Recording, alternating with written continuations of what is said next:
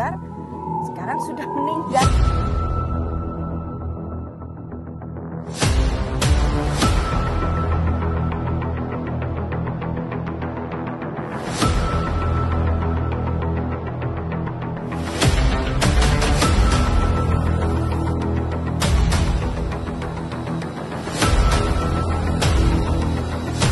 Bang, minta sarper dong, kayak gitu.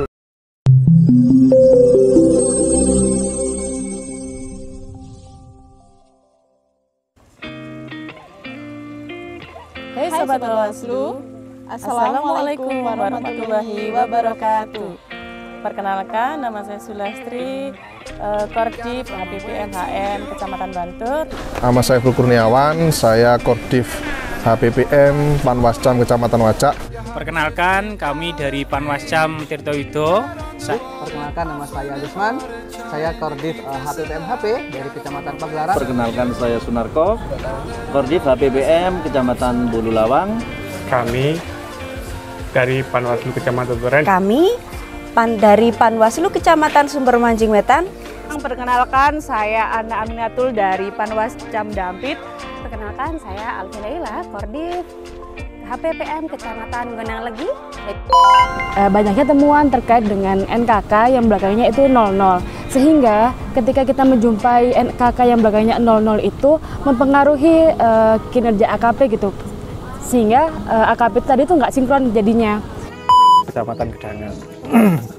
Nah, untuk masalah-masalah kemarin terkait DP yang lebih khusus kepada DPS HP akhir itu ya ada juga masalah-masalah terkait selisih di TPS yang ada di desa-desa, ada juga terkait dengan TMS meninggal yang belum masuk ke.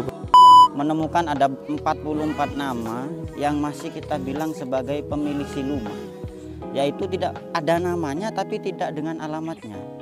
Jadi kalau orang Jawa bilang itu tahu orangnya tapi tidak dengan ceritanya.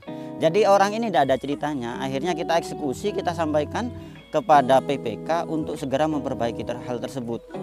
Pada pengumuman DPS HP akhir yang disajikan oleh KPU, kami Panwaslu merasa ada data yang ditutup-tutupi.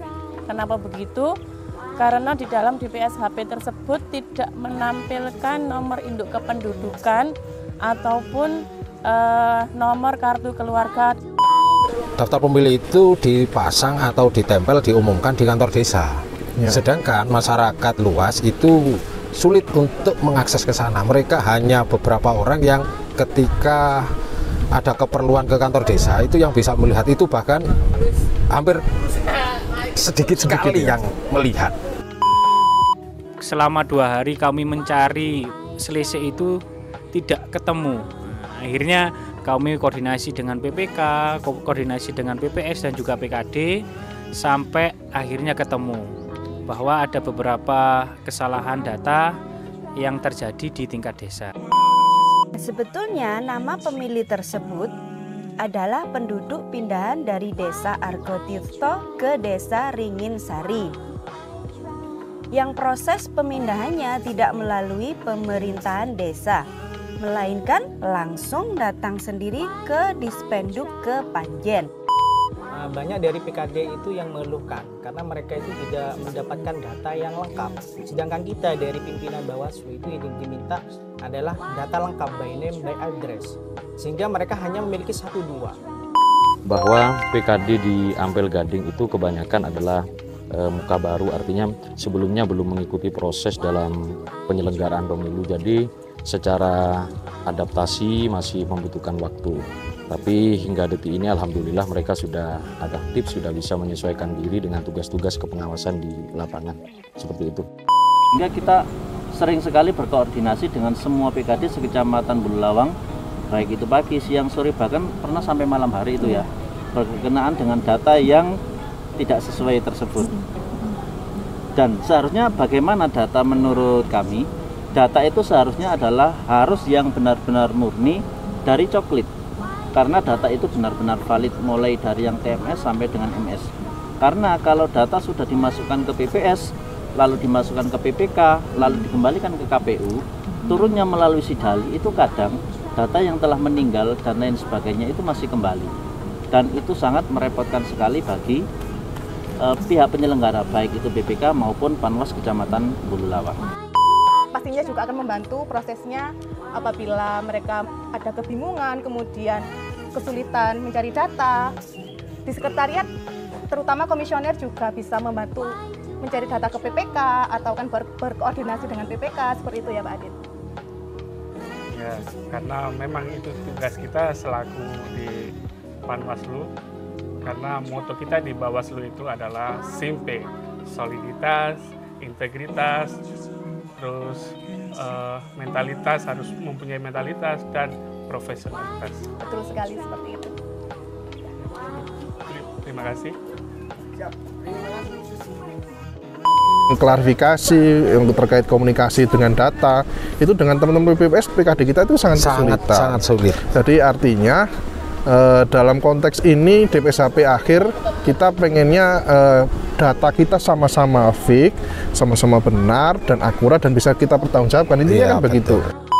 Ada cerita menarik dari pengerjaan AKP itu, dari semangatnya PKD mengerjakan AKP. Ini ada nih ceritanya, salah satu PKD, kalau ada warga baru meninggal di kampungnya nih, dia bukannya fokus mau takziah, tapi malah fokusnya dia itu nyari data, baik NIK atau yang lainnya, buat ngisi data TMS, by name by address di AKP yang sudah disediakan dari Bawaslu tadi itu, Mas Rosi. Itu saking effortnya PKD ngerjakan AKP itu ya. Nggak ada kata meninggal. Nggak ada kata meninggal. Jadi nggak keburu takziah, tapi hitung TMS itu.